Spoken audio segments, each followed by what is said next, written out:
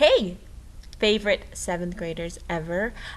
So let's keep talking about missions. Now, in 1716, the first wave of not explorers and not like excited adventurers, but just normal people, women and children and all the normal people that you need to make a town, began to settle in East Texas, kind of Piney Woods region-ish, in order to make Texas their home. And again, they're mostly Spanish, so we're talking about Spanish settlers, Spanish missions. Anyway, within this same year, the Spanish had established 6 missions and the presidio known as Nuestra Señora de los Dolores, which was built to protect the missions from attacks by the French or by hostile Native Americans, which we'll talk more about later. Now, with all the missions that, like this one, that were established in East Texas and all the settlements that were all the way down in Mexico, which was then called New Spain, traveling that far distance was a problem, and they needed a halfway point. Before we go into the halfway point, I just want to clarify for you that there is a difference between New Spain and the Texas settlements. New Spain is like what modern-day Mexico is. So when we say New Spain, think Mexico. It wasn't called that, and it didn't exist with those same political boundaries, but that's the same area we're talking about, New Spain. And that was sort of like the Spanish headquarters in the New World. And then they made these efforts to colonize or settle in Texas. Those are the missions, and they were separated by about 500 miles, and the journey in between those two places was very difficult. Help seldom arrived, supplies seldom arrived, so the Spanish officials chose a site on the San Antonio River. And before we go into that site, I just want to clarify for you the difference between a mission and a settlement. Now, a mission is a settlement, okay? All missions are settlements. See, the settlement is a bigger circle and the missions are inside of it. The only difference is that a mission has a specific purpose, which is to Christianize the native people, okay? So all settlements are missions, but not all missions are necessarily settlements. More specifically, the mission's purpose is to Christianize the natives. Now, back to that halfway point that we were talking about. One particular Spanish friar, when they chose this halfway point, it was along the San Antonio River, and this friar, who let's just say name was Charles, describes it like this. Can I do my Spanish accent? Yeah, of course. Okay. The best site in the world, with good, abundant irrigation water, rich lands for pasture, plentiful building stone, and excellent timber. That was impressive, Charles. Okay, so anyway, like Charles, our very distinguished friar, was talking about, the Presidio San Antonio de Ber was built as this halfway point, and there's the Presidio penguin. I just felt like drawing a penguin. Anyway, it was built on one side of the San Antonio River in 1718. And this is the river that the Charles the Friar was just describing. Anyway, and so across the river was another mission built, which we will talk much more about later in the year, which was known as San Antonio de Valero, okay? And again, it was right across the river from the other Presidio de San Antonio de Ber.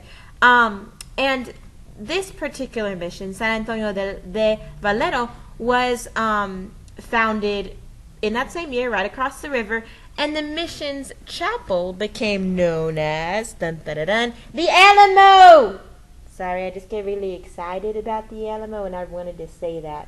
You stole my Alamo thunder, Charles. Anyway, so yeah, the church that was within the mission of San Antonio de Valero was known as the Alamo, and it was built a couple years later.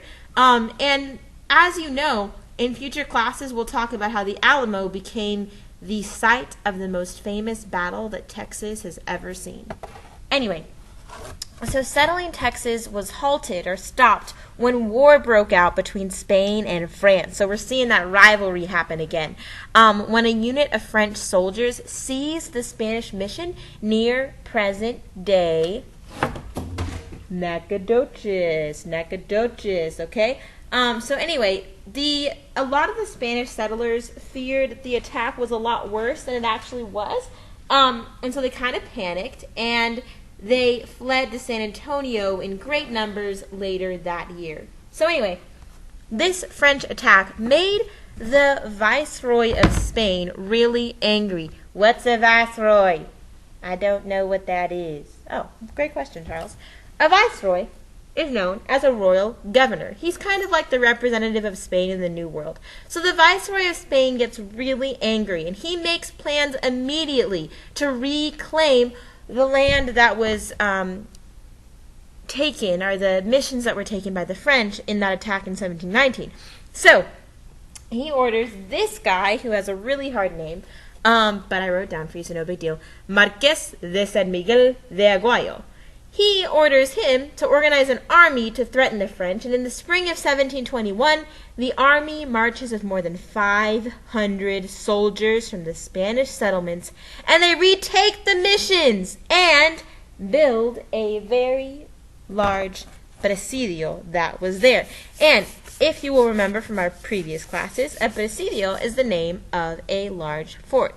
Now, this presidio that our friend Marqués de San Miguel de Aguayo builds is known as Nuestra Señora de Pilar de los Aldeas. And I know it's a little bit difficult to remember, so I just decided that I would write that down for you. So make sure you get this one written down. And again, this is the presidio that was built in response to the French attack. So they're like, oh, fine, you want to mess with us? No big deal. We'll just build a giant fort with cannons to attack you. So it was guarded with a lot of cannons, and what's funny about this is kind of to like really show the French who was boss. They built it really close to French territory, and the French were a little bit upset about that, but they really didn't make any efforts to fight them. And then eventually the Spanish and French rivalry pretty much dies down from this point. The main Spanish settlements down in New Spain, which again, New Spain equals modern-day Mexico, realized that Texas would need to be under closer supervision. I mean, you're having Native American attacks, now the French are getting involved again. And so they decide to set up sort of like an unofficial capital of Texas where they had a little more administrative control. And the place that they decided to set up the capital was another mission known as La Bahía del Espíritu Santo, okay? Or more simply, just La Bahía. And this remained the capital of Texas, sort of, for over 50 years. And after establishing this, again, the person who established it was our friend, with the long name, Marqués de San Miguel de Aguayo. He and his forces established they established this mission.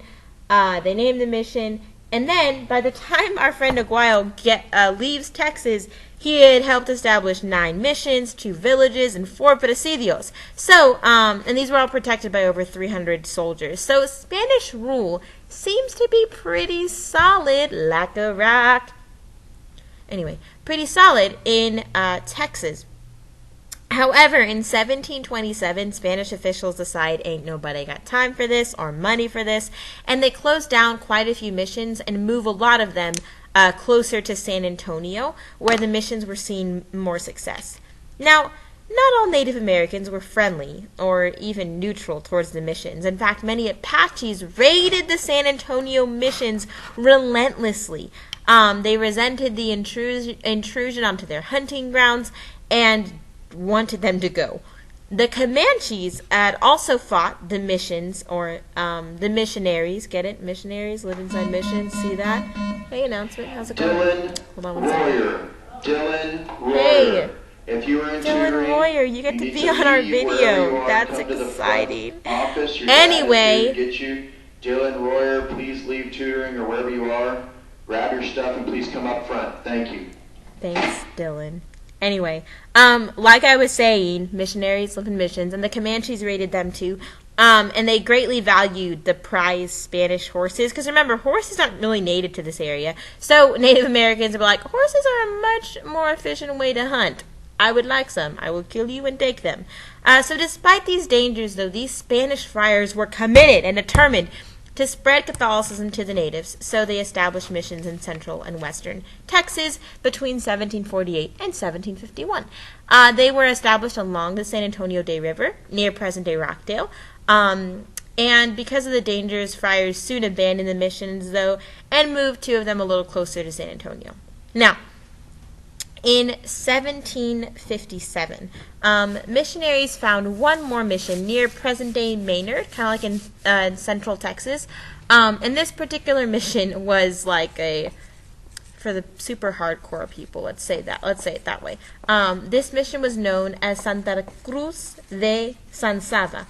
And the reason that I say it was for the super hardcore people is because it was about 100 miles from the nearest Spanish settlement. So if you're 100 miles away from anyone else who's like, oh, I don't know, friendly towards you, it's going to be hard to get help or protection or food or resources. So anyway, Comanche attacks are relentless again against this mission, and they take the lives of over 30 of its settlers. So the missionaries moved their efforts to try to Christianize the Apaches a little closer to where all the other Spanish settlers were. But all in all, the missions failed at their goal, which was to Christianize the Plains people, because these Plains people, the Comanches and the Apaches, were fiercely independent, and they didn't want to give up their nomadic lifestyle to learn the Christian European ways. In the San Antonio area, however, missions saw a lot more success, and even persuaded many Native Americans to settle and farm and practice Catholicism. In a lot of ways, these missions acted as Spanish towns miles across the ocean from Spain. So that's our video for today. Make sure you take notes, get ready for a quiz, and I'll see you soon. Bye.